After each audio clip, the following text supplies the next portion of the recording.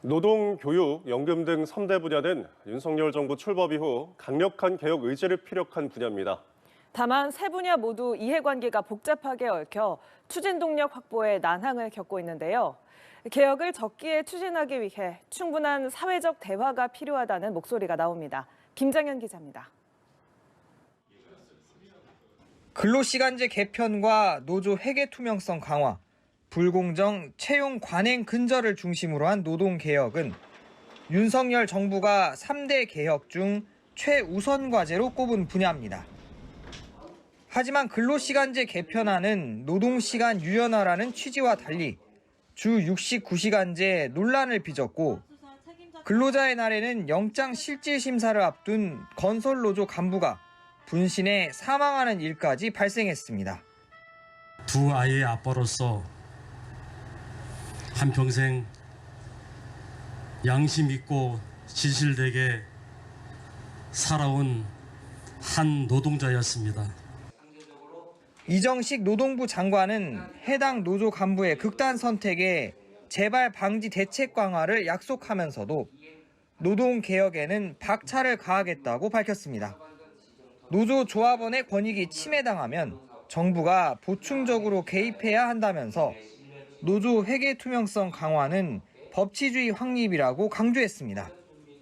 법을 지키지 않는 노동조합에 대해서는 현장 조사 등 법과 원칙대로 대응하면서 하반기에는 노동조합 회계 공시 시스템 구축, 노조법 시행령 개정 등 법 제도를 정비하겠습니다.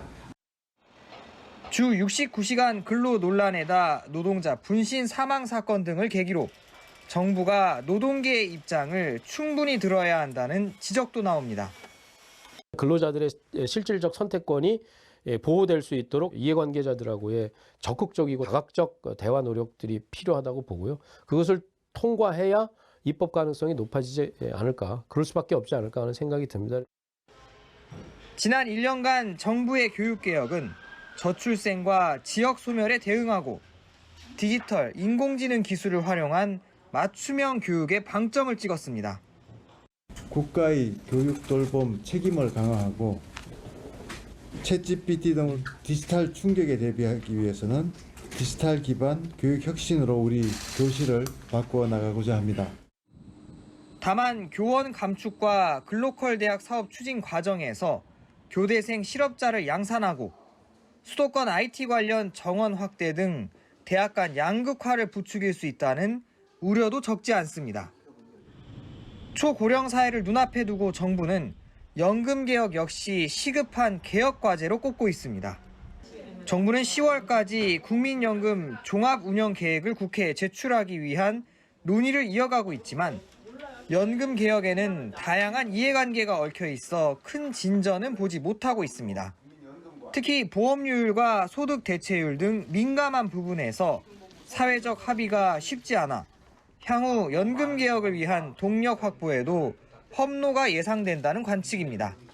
연합뉴스 TV 김장현입니다.